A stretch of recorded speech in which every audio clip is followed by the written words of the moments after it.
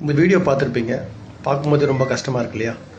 Actually இது என்ன இஷ்யூன்னா, NEET exam போகிறவங்க எல்லாருமே கைரேகை பயோமெட்ரிக் யூஸ் பண்ணி தான் வந்து நீட் எக்ஸாம் போகணுன்ற ஒரு ரூல் வந்து போட்டிருக்காங்க சென்ட்ரல் கவர்மெண்ட். இதுக்கு அந்த பொண்ணோட ஆதார் வந்து பயோமெட்ரிக் அப்டேட் பண்ணாதனால, அந்த கைரேகை சரியாக விழாதனால அந்த பொண்ணால் எக்ஸாம் எழுத முடியல.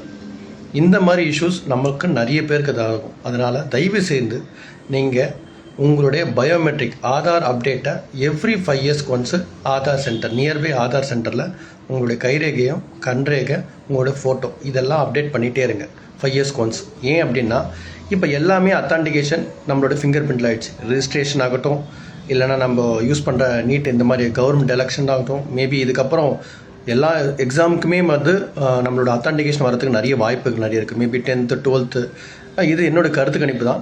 டிகிரி காலேஜ் இதெல்லாம் வந்து பார்த்திங்கன்னா பயோமெட்ரிக் அத்தான்டிகேஷன் வரதுக்கு நிறைய வாய்ப்பு இருக்குது. அதனால் எப்போவுமே உங்களோட ஆதாரை பயோமெட்ரிக் அத்தான்டிகேஷனை அப்பப்போ பண்ணிக்கிட்டே இருங்க 5 இயர்ஸ்க்கு ஒன்ஸ். ஓகேங்களா? இதுக்கு நியர்பை ஆதார் சென்டரை நீங்கள் காலையில் போய் டோக்கன் வாங்கணும் அப்படின்ற இன்ஃபர்மேஷன் இருக்கும். அந்தந்த நியர்பை இசேவை மையத்தில் போய் வாங்கிக்கலாம். இதுக்கு ஆன்லைன்லேயும் அப்ளிகேஷன் இருக்குது. அப்பாயின்மெண்ட் பண்ணிவிட்டு போகிறதுக்கு ஆதார் வெப்சைட் போனீங்கன்னா அதிலே உங்களோட பின்கோடு மென்ஷன் பண்ணிங்கன்னா உங்களுக்கு நியர்பை இசேவை மையம் எதுன்னு காமிச்சு நீங்கள் எந்த டைமில் போகலாம் அப்படின்றத அப்பாயின்மெண்ட் அதுவே ஃபிக்ஸ் பண்ணிவிட்டு உங்களுக்கு சொல்லும். நீங்கள் அந்த டைமில் போயிட்டு உங்களுக்கு பயோமெட்ரிக் அத்தான்டிகேஷன் கொடுத்துங்க.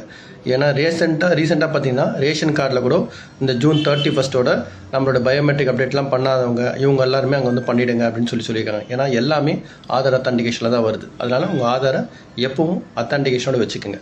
இந்த மாதிரி மேலும் இன்ஃபர்மேஷன் தெரிஞ்சுக்க ஜெயன் பொது சேவை மையத்தை ஃபாலோ பண்ணிக்கோங்க. நன்றி, வணக்கம்.